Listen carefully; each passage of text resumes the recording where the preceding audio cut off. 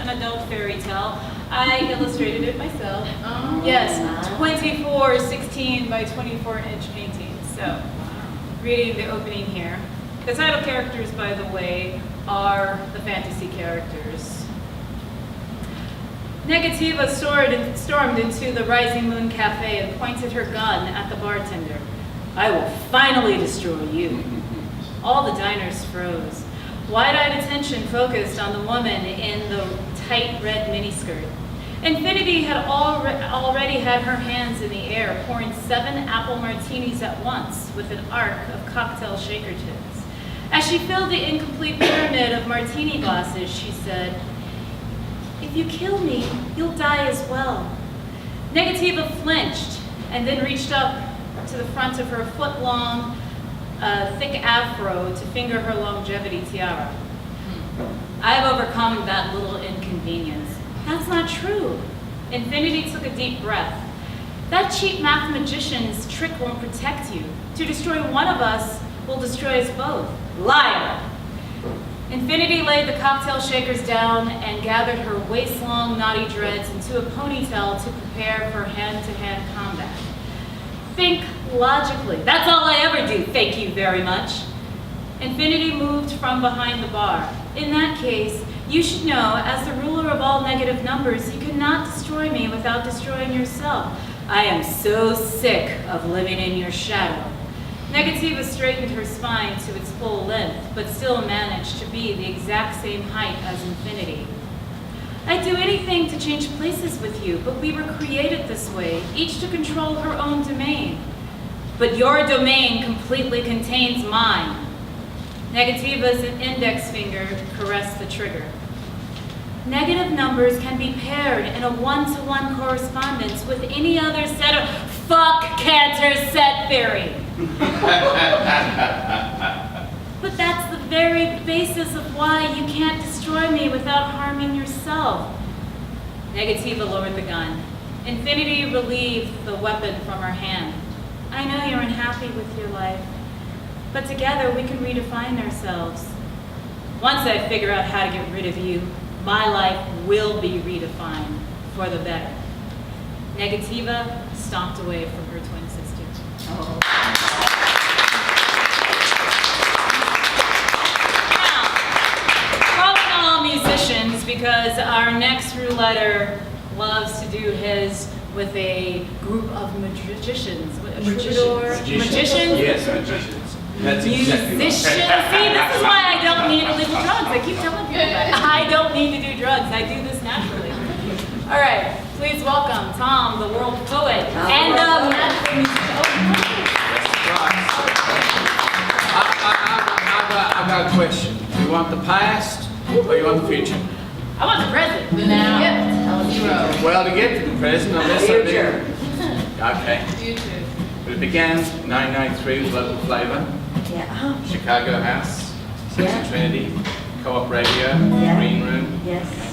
You were there. I was there, buddy. And you were the sanctuary that we came to when we had poetry and the rest of the world was music. Thank you. Music open mics didn't want poets. They didn't understand poets. So when we have poetry open mics, we always welcome musicians. Yes. So you were there as a witness. Yes, I was. Now, it began then. What happened was, all the venues that we point to no longer exist. Joe's Greek Cafe, Mexicate, no longer poetry there. Chicago House, Long Gone College Bar. Hideout doesn't want poetry. Quacks don't want poetry. The Dolce Vita don't want poetry no more. We blew out all the Spider House and those places that said you can't say that. But we have to say that because you know quite well that's why we're here. So to get to the future, of course, you start with what happened in your life, you slice it up and hand to people who are part of it, such as yourselves. It goes like this. Everything has changed in my Gemini day, when I always like Le Fou Follet, Foxfire, ask myself, shall I continue to be amongst people, or shall I just simply vaporize? Because there's always a question, isn't there? And becomes serious around birthday time, because in this French movie, the guy goes around to all his friends, enemies, and asks himself, what's your reason for living? And some of them are married, some of them have children, some of them have money, some of them have mortgages, and they all give what they have, and he finds them all to be completely inadequate. You can't live with grief. So finally, of course, at the end of the movie, and you can check it's in black and white, 1965, he puts a pistol to his head and becomes not alive. Okay? So that's the motif, and I look at the opposite of that, put the turtle back on its legs. In the last 48 hours, for all of us, things have changed, but let me show you how things have changed totally for me. You see, I went to Windsor Park Library yesterday afternoon because I have a love affair with Pablo Neruda. And the Past Poetry Project brings him back to life from 1992. You may remember at Mexicate Museum, where we had a flamenco player, a Spanish speaker, and me doing a poor English imitation of Pablo's perfect passion. But that was then. No longer anymore. So they brought back a caricature, an outline of something we all knew was really important. Why? Because the junta in Chile banned that poet and sent him off to an island where he collected figureheads of ships and women. Of course, his third wife, Matilda, was the love of his life and of his poetry, 20 love poems and one song of despair. And anonymously published in Italy, The Captain's Table. But this doesn't matter because that poet's gone, but he was conjured up yesterday afternoon at Windsor Park Library for 160 minutes of time. And when they came to the odes, you know, his famous odes to the kitchen, the knife, the scissors, ode to bread, which is one of the greatest poems ever written, we all cried. Now, if a poem can get a physical response from you, then there's a chance that we can actually choose our path in life. Because often people don't trust words anymore. They've been abused by pedophile priests and politicians. Whatever they're doing, they're just talking. Don't worry, we want to look at their actions. But yesterday afternoon, I'm coming to it, we're getting there, bit by bit. Pablo Neruda was as if he was sitting right there, whispering Spanish secrets in our ear, telling us love is a way through this. And he loved Matilda, he loved life, but he loved life more. Now, it was AT&T who got the American Air Force to sponsor the Chilean Air Force to bomb the presidential palace, and the popularly elected communist Allende, who, by the way, has a beautiful, beautiful writer as his progeny, Isabel Allende, House of the Spirits. Well, they blew him away. That was our country's legacy to Chile. But I digress. I want to come to the present. So after I left Pablo, I went to a new place, a Native South food court, where they invited us. And these were Lebanese people. So when they invite you, they feed you, they hug you, they look you in the eyes, and they have no smartphones. It's all human. Now that's not all, that's only half the story, because I'm there, this was last night, and we start off. Now he's got the band, he thinks the whole band's going to be there. Well, no, it's just one man, Joe Broom, on guitar, like Magic Jack. And I think all the poets will come when you call, but no poet will come when you call, they're all cats. You know what I mean by that?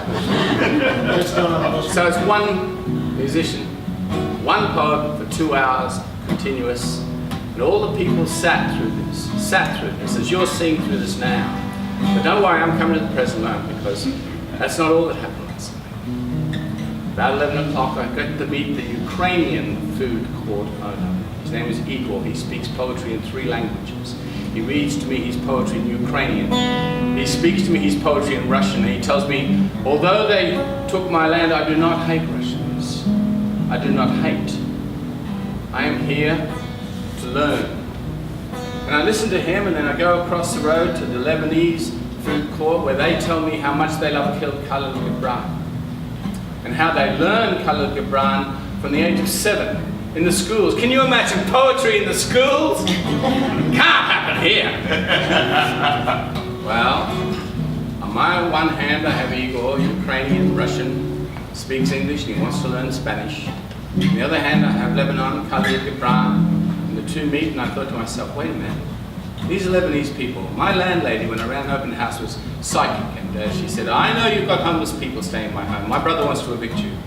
But if you keep in the tradition of Khalil Gibran, people's poetry, as long as I live, you have a home. And she gave me a home for 20 years, me and hundreds of others. But the bottom line is, she loved the poet, the people's poet. She loved the truth and power of someone articulating what people feel, but it cannot find the words. Words are choking their heart, the feelings that can't be expressed, except in teardrops and grief. But I digress. An idea came. We can do this. Because when I spoke to those Lebanese people, they say, who do you know? Now, Lebanese people in Austin, there's about 1,000 of them, they all know each other. I'm right here. Are you? My mother, yeah. When you understand about Lebanese women. So the Lebanese poet, Ri Azam, who started the venue at Ben and Jerry's, who started the venue up in the north at a coffee shop. Of course they don't last because she's desolate and homeless, but they begin, don't they, with bravery and power and passion and panache. Then of course my garage, George Chidiak, and Eddie Chidiak, and Joseph Chidiak, on East Bend White, Accent Motors. Test this poem, go there and see what I mean. They know Khalil Gibran. I bring them every time my broken car needs healing. I bring them a new book by Khalil Gibran. And they have it there. There's a library of Khalil Gibran there, Accent Motors, because they love their poet, but they see him as an historical accident, someone of love in a world of power. And they know that modern Lebanon, of course, is occupied by 3 million refugees with a population of 7 million. And those 3 million refugees are resorting to prostitution and drugs because they cannot find a living in a place that used to be the Paris of the Middle East. But I digress. Here's where we come to the present. It occurred to me that Johnny, the Gemini, the Lebanese, who invited me to do poetry last night at Native South Food Court, he would really like there to be a reading of Khalil Gibran. And he would invite all the Lebanese in Austin. It would be like 1992 when we did poetry of Pablo Neruda and the place was packed to the hilt because Il Postino had just come out. And everybody loves movies rather than poetry. Movies about poetry. But soon there will be down South Austin, just past Slaughter, Manchac, on the stage between the Ukrainian food court and the food court of the Lebanon, there will be poetry. And it will be of Khalil Gibran. And that is your future.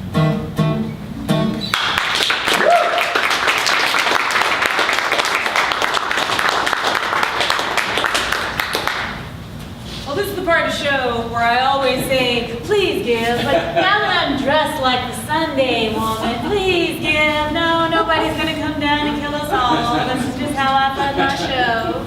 God, that's all. Okay. Anyway, I would appreciate it if you did give a donation. It could be a nickel, it could be a 5 spot, whatever you can afford to give. And even if you don't put anything in the mug, take a mug. I brought 20 of them and green tea. 'Cause I'm sure when I turn 100 and I go somewhere to smoke opium and sip my green tea, we won't all be together again. So we're going to front load the green tea part, not the smoking opium part. And if you want to be on the open mic, for those of you who are my regulars, I have your name down. For those of you who are not, come see me and we'll come back to this space in 10 minutes.